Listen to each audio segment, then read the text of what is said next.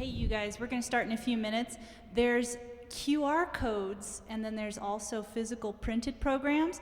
The printed programs have cool pictures of manuscripts on the back that we're going to refer to. So be sure, if you didn't get one of those, be sure that you have one of those. Okay, we'll start at 2.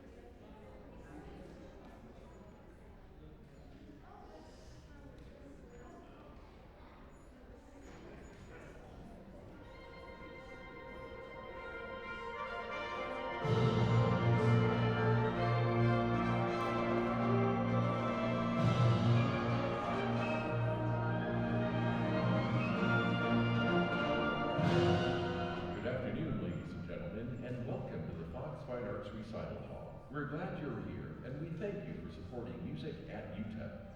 Please note the 2 emergency exits in front of the stage and the rear exits where you enter. Those in the balcony will also have an exit on that level to the rear. In the case of an emergency, we ask that you go to the exit nearest you and follow the ushers to safe areas outside the building. Thank you for your time and attention. Out of consideration for the performers on stage, as well as other audience members, please put your mobile phones and other electronic devices in silent mode at this time. For more information on upcoming Department of Music events, please visit our website at music.utep.edu. Also, please visit facebook.com/utepmusic and like us. Thanks for joining us. We hope you enjoyed this afternoon's performance.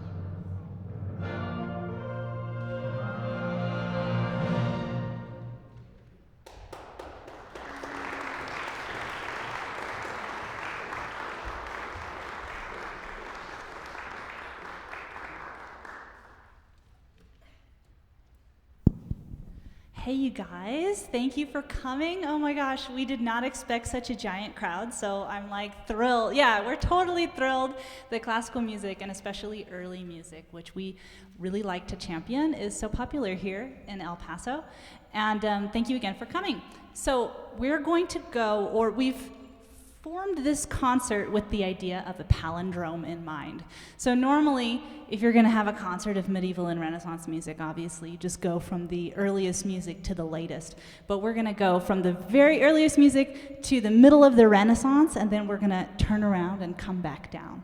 And we'll let you know when we're doing this. The Marullo pieces on your program, those are going to be the maximum Renaissance pieces. And the very last piece we play is going to be the very earliest and oldest piece. And as we go, we're going to pause every once in a while, and we're going to tell you about the interesting music we're playing and these weird instruments that we're playing. And just to do a quick introduction, in case you didn't already know, we are the Society of Forgotten Instruments. We're a performing trio. My name is Lindsey Macchiarella. This is June Newland and Flora Newberry. So, thank you. Oh, you guys are awesome for 2 p.m. on a Saturday.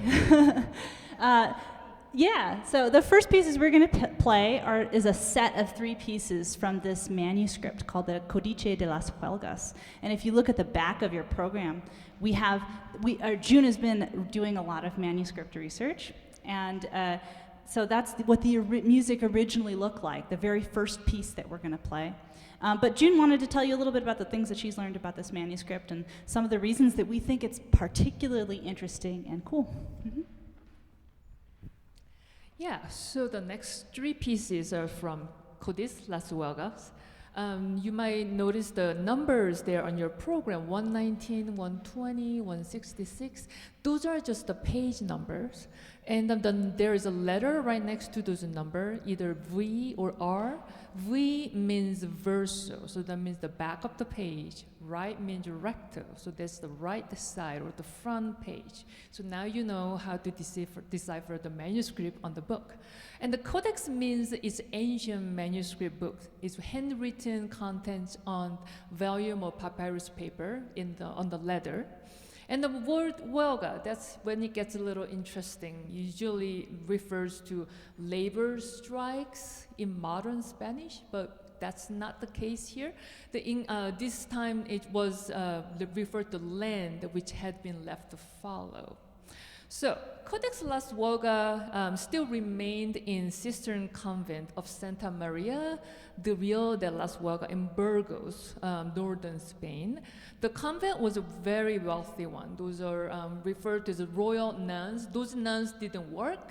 They had servants, they had a maid, they had a cook. They did nothing but singing and copying the manuscript. Because these Las Huelgas manuscripts were imported from France from 13th century to 14th century. So it took them about a century to copy out the manuscript. And those are done by nuns, and also it was performed by nuns. So there is no written proof that this was meant to be for female voices. But if you look at all the 190 compositions, they are all meant to be played or sung by travel voices. So we are just going to speculate that was going to be performed by female voices. And also, the interesting thing about this manuscript, if you want to be a little bit nerdy about it, the style of this writing is a Franconian style, which was very shocking for the Spanish nuns at the time because they never seen anything like this before. So it was considered as a very contemporary composition and the style of writing as well. Even though there was written in many years ago, it's still very strict protection under these nuns, and there is no public domain of a colored image. And this manuscript was accidentally discovered by these 2 Benedictine monks who were just browsing, walking around in a library to, figure out what to sing this Sunday. Oh, we need something new to figure out. But then they just accidentally came across this manuscript after 500 years later. And that was in 1904. And the first modern notation was published in 1930. And we are using the version from that publication.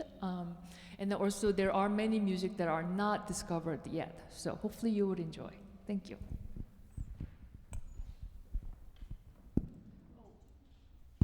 one of the things. So we're going to play these 3 manuscript pieces in a row, and they're not totally all that long. We don't want to tire you out with too much clapping. So just hang out, we'll play all 3, and then we can clap afterwards if you enjoy yourself. You never know.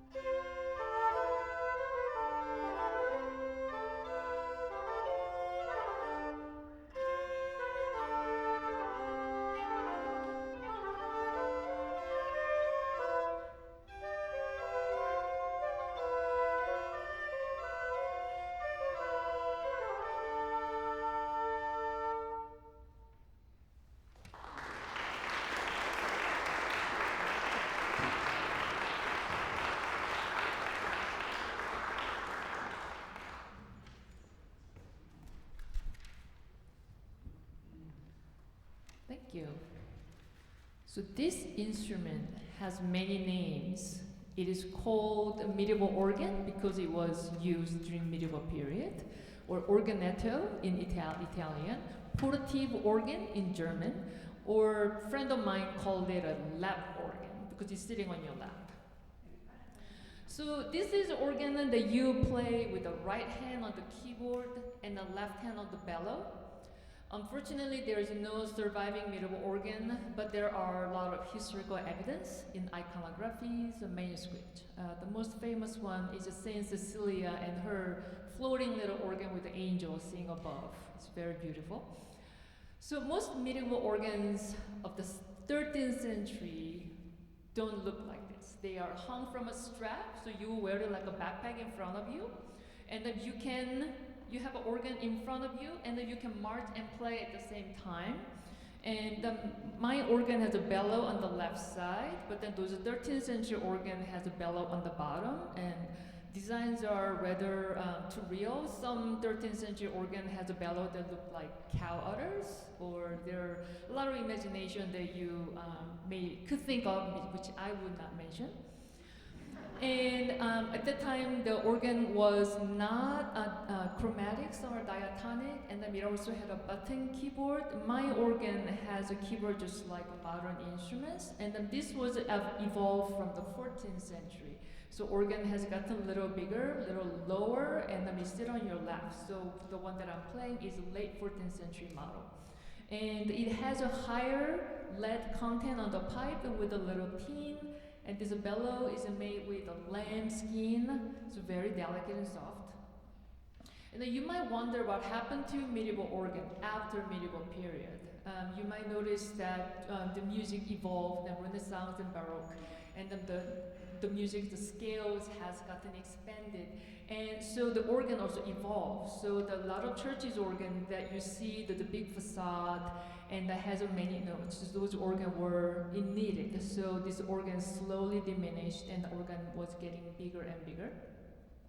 And at that time, the continual organ that was invented, and many churches and courts were getting the bigger instrument. And as you can see, my organ has very slight, not a very big bellow, but then if you were to produce a louder and a more sounding, then you would need a more bellow. So at that time, they invented a bellow that can be pumped with a two-person, or one person with a foot, rather than hand, because that would be very busy, putting a lot of airs in.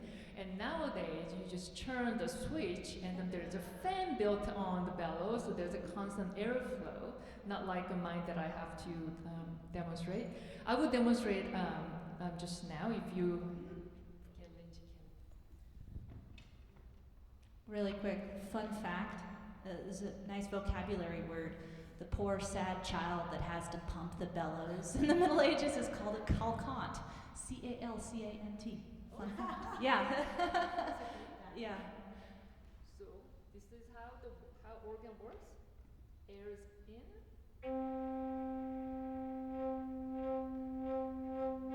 So you can make it expressive by pushing it harder or pushing it soft, gentle. Also you can do.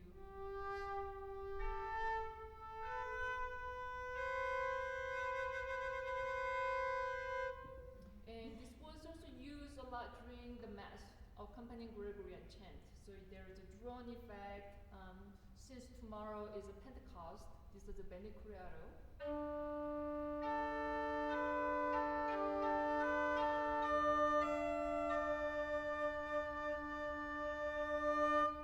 Something like that.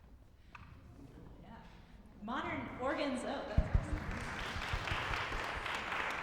that's very special. Modern organs don't do that. You don't have like control over the airflow in that way. So it's really cool, right, June? Okay, I just want to make sure she's okay, so now we're going to play this anonymous piece called A Discord.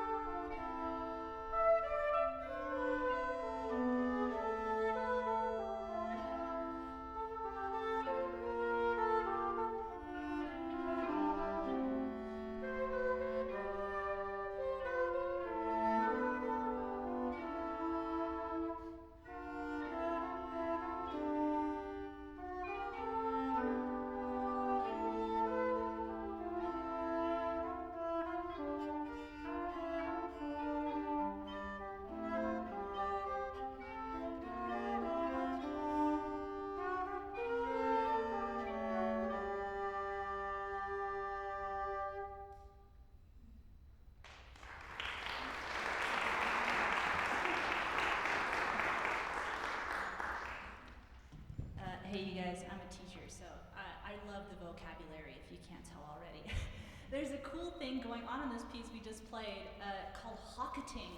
It's a medieval musical feature where two instruments share a single melody line, and like one rests while the other one fills in their rest. And it happens in this piece a couple times.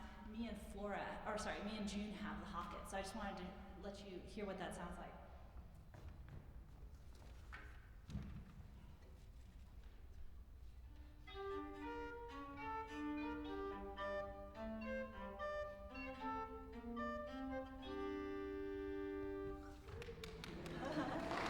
Cute, right? Yeah, it's a very distinctly medieval thing that you find in a lot of medieval pieces.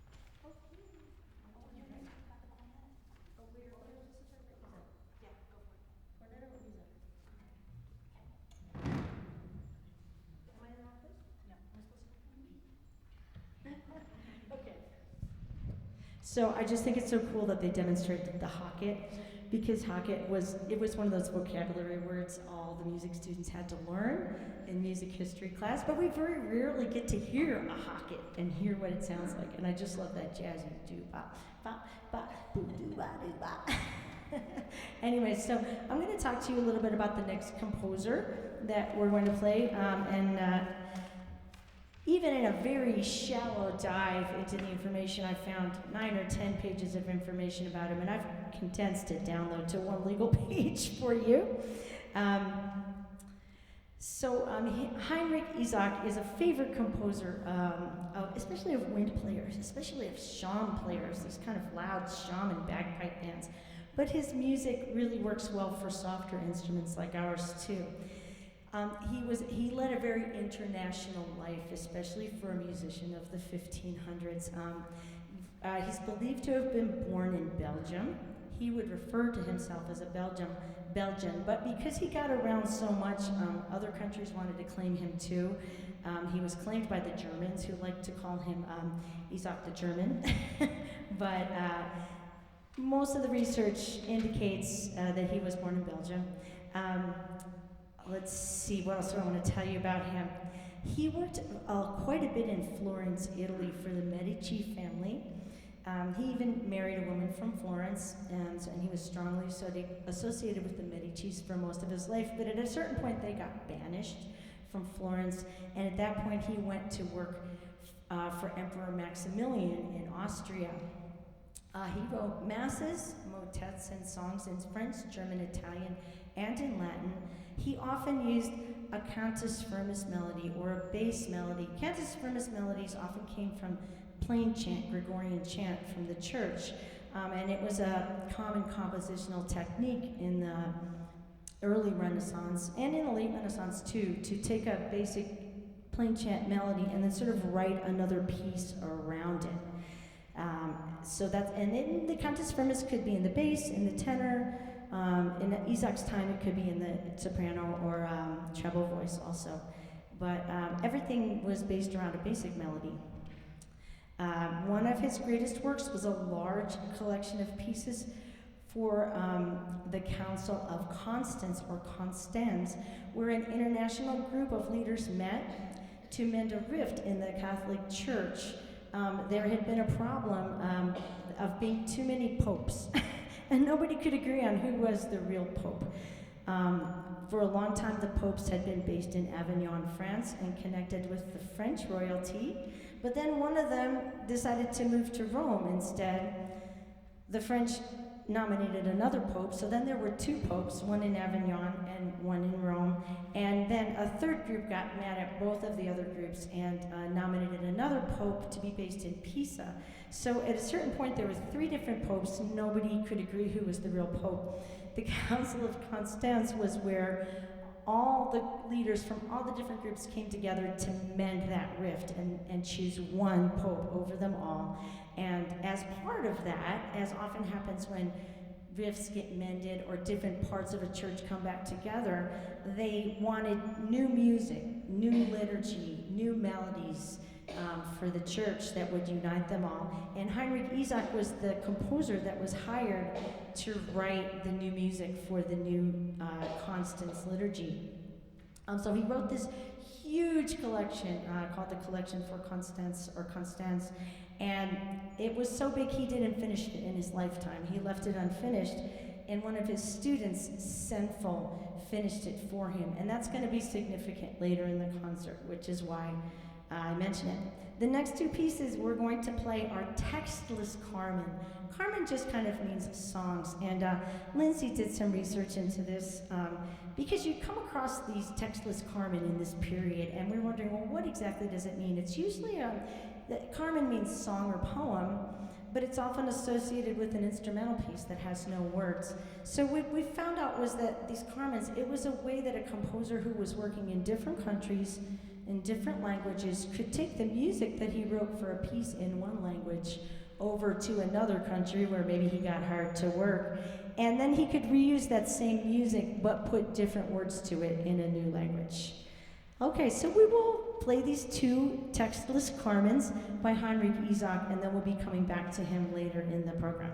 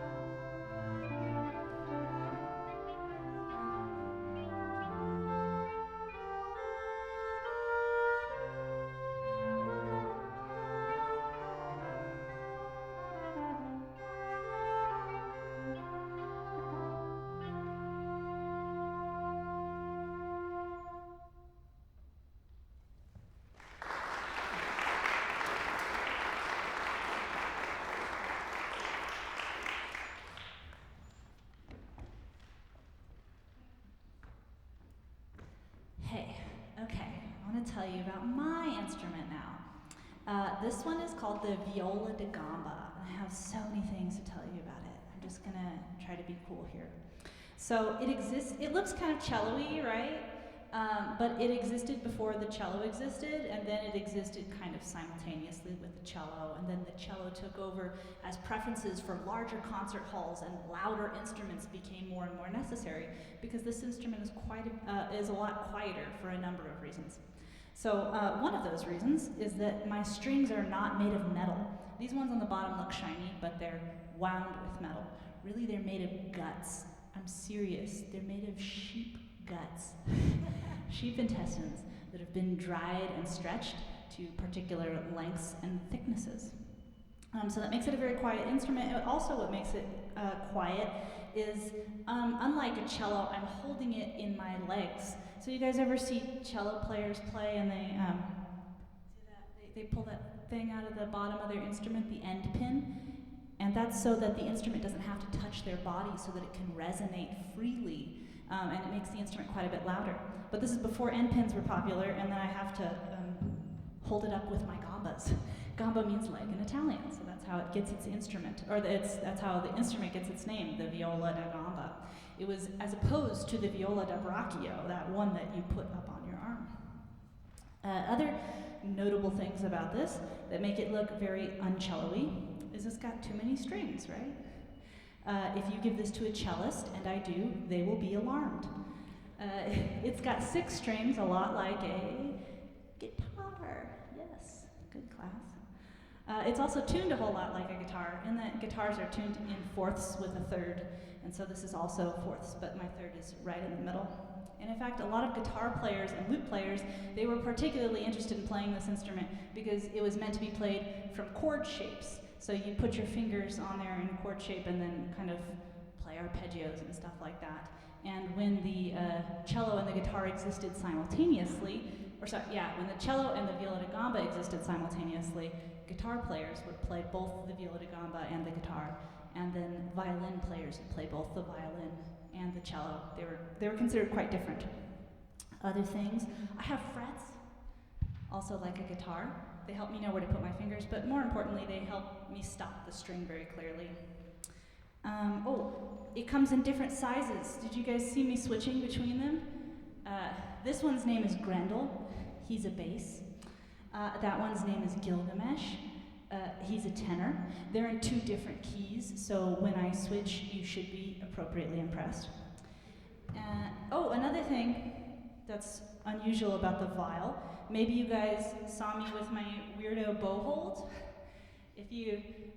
Speaking of weirdos, if you look at modern string players, they do some ridiculous elbow thing like this. No. The viola da gamba is very ergonomic. We're doing what's called an underhand bow hold, and our bow is different. It kind of curves out instead of curving in like modern bows. And when I'm holding it, this is what my fingers look like. I'm actually touching the hair of the bow, so I have so much control over what I'm doing. And also, I don't really need my elbow. I just kind of go like this, you know. So there's none of this reaching around kind of thing. Okay. So the next piece we're going to play, we're approaching the peak of our Renaissance-ness. Now we're going to play our flashy pieces. So we're going to play 2 Rufos on either side of our Marullo pieces. The first one is called La Gamba. Yes, probably referencing this very instrument. Rufo was an Italian Renaissance composer, and he mostly wrote a lot of vocal works, but these 2 pieces we're going to play, including La Gamba, they come from his only instrumental collection he ever published, and he called them capricci, and he was the first person to use the term capricci for instrumental work. So he kind of gets to define that genre. Speaking of definitions, it's a very vague definition for a genre. It comes from the word capricious. It just kind of means, it's like the composer announcing, I'm about to do anything that I want to do right now. It's for breaking the rules and kind of flights of fancy and being whimsical. And indeed, these pieces are a little bit weird. I don't know if you've noticed, we particularly like the weird pieces. So it's one of the reasons that we chose them. So I hope you enjoy this piece by Vincenzo Ruffo.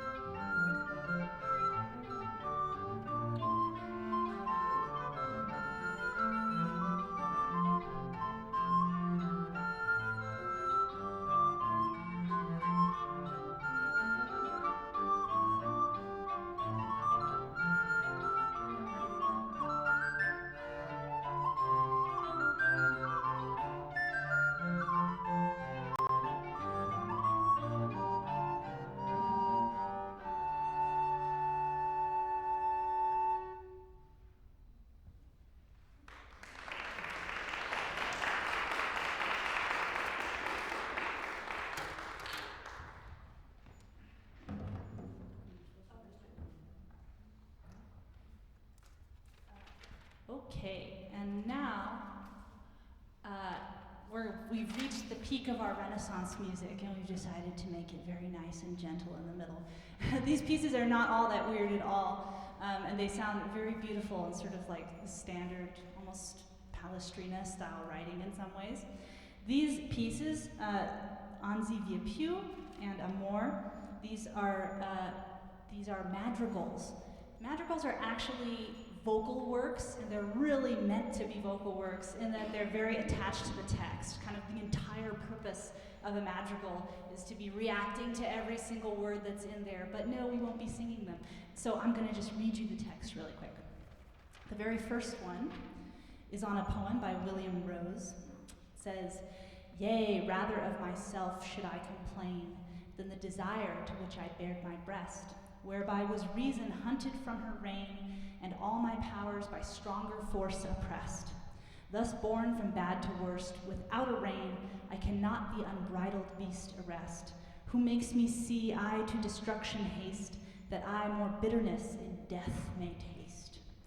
It's about love. Pretty much all madrigals are about love. Unusual. Usually, well, not usually, but very often they're quite literally about carnal love, but I don't really think that's what William Rose is going for in this one. There's this one part that's particularly notable to me in this piece, where all the other instruments rest, and then the word morte comes up, and that's in my part. I'm gonna really ham it up. And when I play it, you guys will hear morte. Yeah, it's supposed to be like a very dramatic, enactment of that word. Okay, so I'll play this one, and then I'll read you the poem for the second Murillo.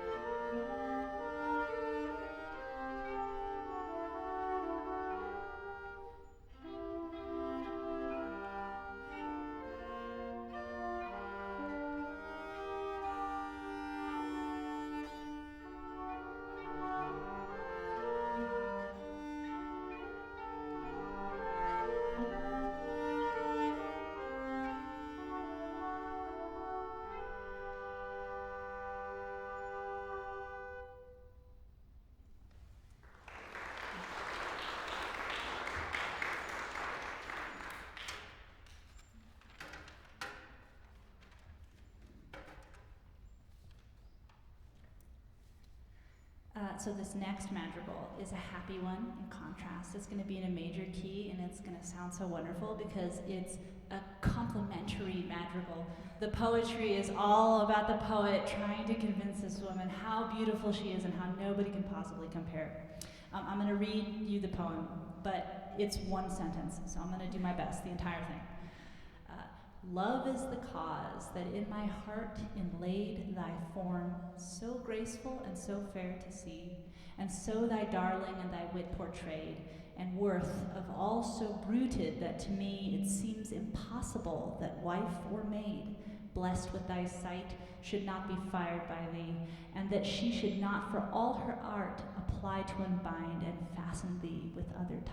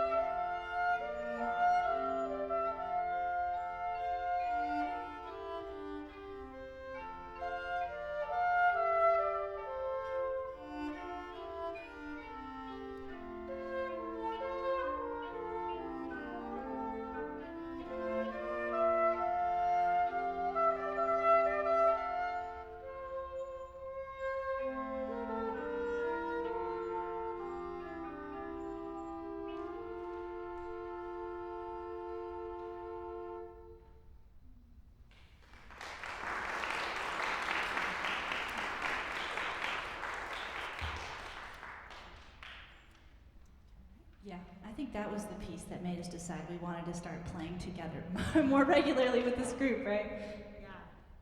Yeah, we were like, I wonder what these instruments would sound like together. And then we played that piece and we were like, wow, they sound good together. Okay, so it's my job to talk about the cornetto right now. And I have two different versions of the cornetto I brought with me. Today I'm playing the cornetto muto, or the mute cornetto. It's the earlier version of the cornetto. Used in the 1400s, 1500s. It's a little tough to tell exactly when the cornetto started to be used because it grew out of folk instruments. So it's possible that people were using instruments like this with a vibrating mouthpiece and holes like a recorder long ago. You find folk instruments in Finland and Norway that look like this. But we start to see it, popping up in the formal music world, really in the 1400s, maybe in this form, 1400s and 1500s. And then by the 1600s, it began to develop a new and fancier form called the cornetto curvo, the curved cornet. And Monteverdi is the composer most associated with it in the later part of the Renaissance because of his 1610 Vespers, and also because of his opera Orfeo. It developed interesting associations because of that with the underworld and with rebirth and infinity. It's 8-sided, much like a baptismal font. It has a diamond-shaped pattern at the top, and this was typical for cornettos of the 1600s. The diamond carving is supposed to represent snake scales. It was curved like an animal horn, and which also makes instrument historians think that it also may have developed partially from instruments made from animal horns, elephant tusks, or long-horned animals. Some people think it developed from African instruments made from animal horns. So anyway, so two different examples of the cornetto. Today we're playing earlier repertoire, so that's why I'm using the earlier version of the cornetto.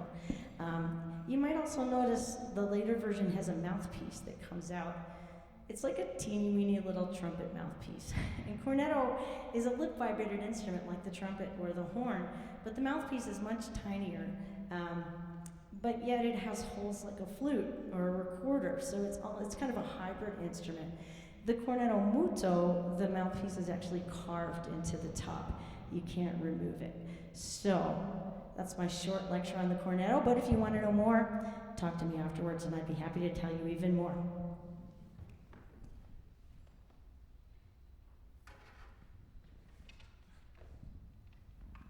So we're on our way back down now. So now we're going to do our second Rufo, which is our hardest piece. We can do it.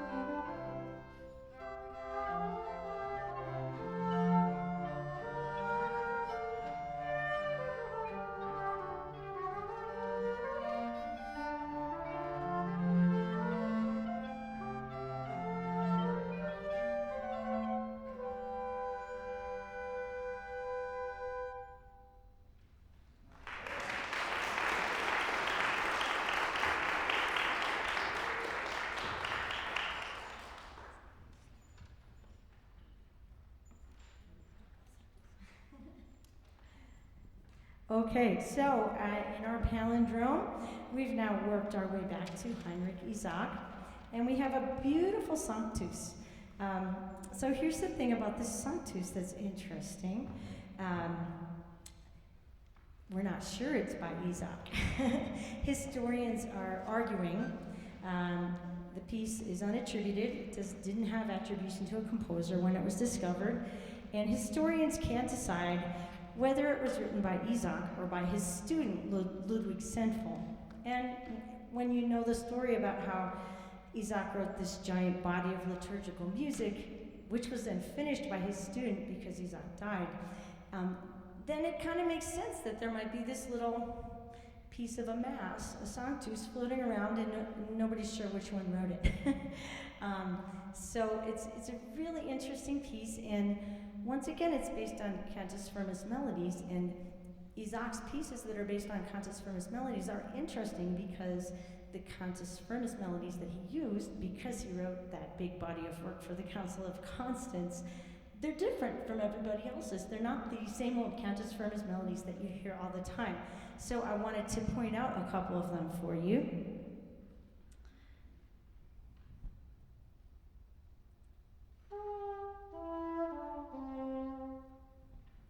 So I'm gonna sing a little bit because they would have been sung. Sanctus,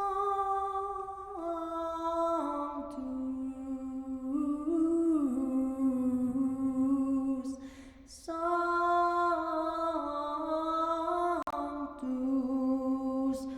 You'll hear the cornetto playing a lot of those melodies. Let's see if I can find another interesting one. I particularly like the Agnus Dei melody.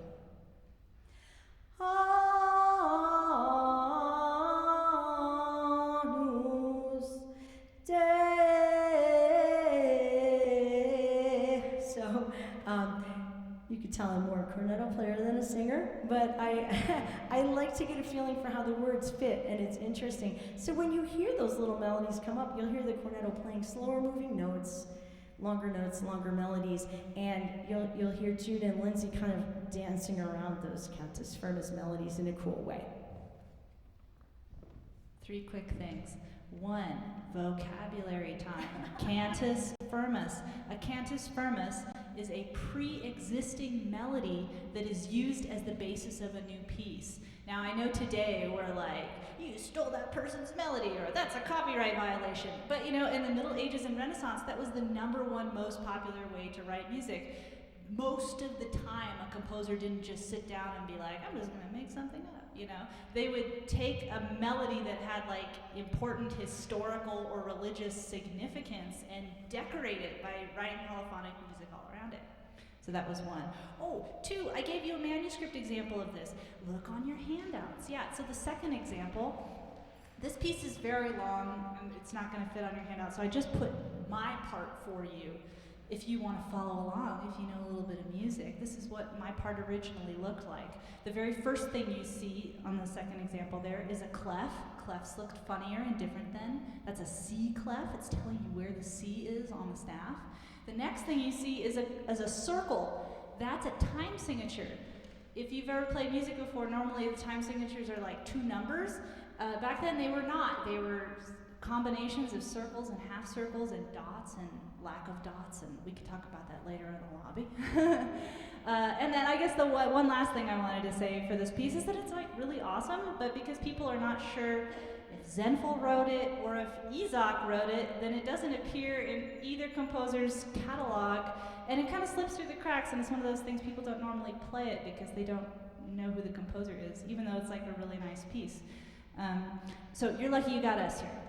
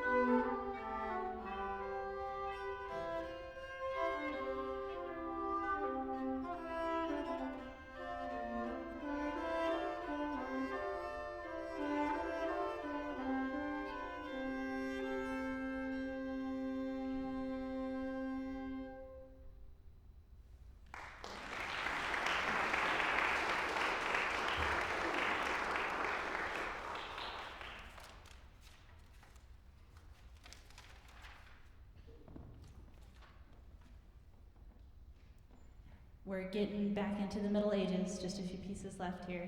And one interesting thing about manuscripts in the Middle Ages, so you guys see on the back, we're done with the examples on the back of the page, but you know, a lot of these things are handwritten, and in many cases, pieces are handwritten and copied out in multiple manuscripts in multiple different places. And they're not always the same. In fact, they're almost always different when you get the same piece copied out. So what do you do if you want to play a piece like For Suleiman by Ockingham, and you have like 7 different versions to work with? I'll tell you what you do. You play a whole bunch of them, and then you pick your absolute favorite. And we have weird favorites.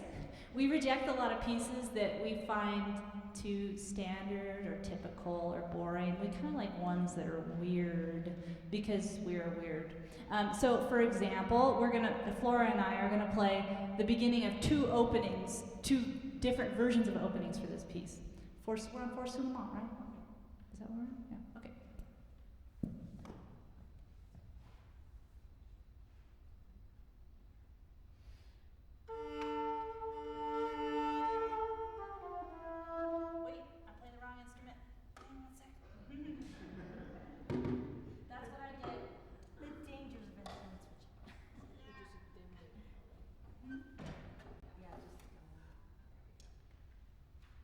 So when we first played this, we heard a strange note in here and we weren't sure if we liked it.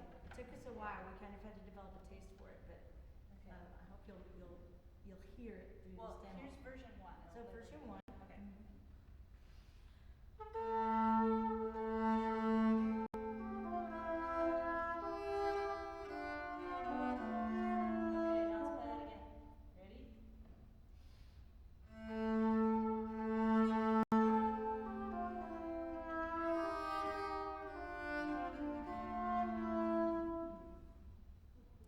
We like the stanky version.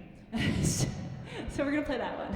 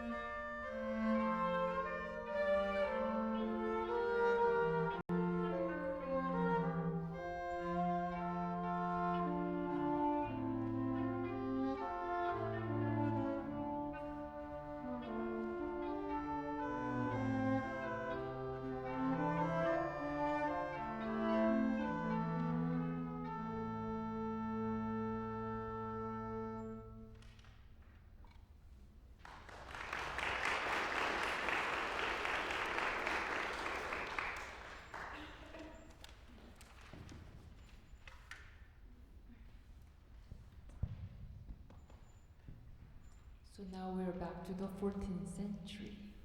So next piece that you're going to hear is from Codex Faenza. It's another codex, the manuscript from late 14th to 15th centuries. Faenza is a name of region in Italy, and the manuscripts are still kept there currently. And this collection is slightly more modern than La Suoga, so we start seeing the composer's name. You might heard of Macchiarella, Landini, or Jacopo da Bologna. Doesn't ring a bell to you, but after this concert, it will ring a bell to you.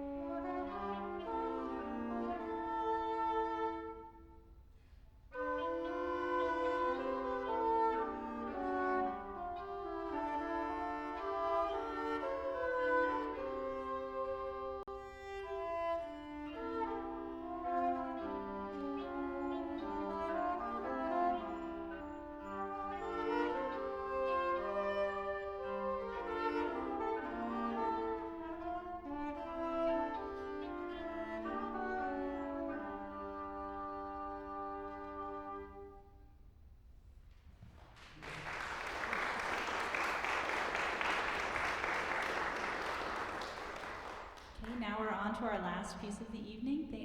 Evening. It's so dark in here. The afternoon. Thanks you guys so much for coming out.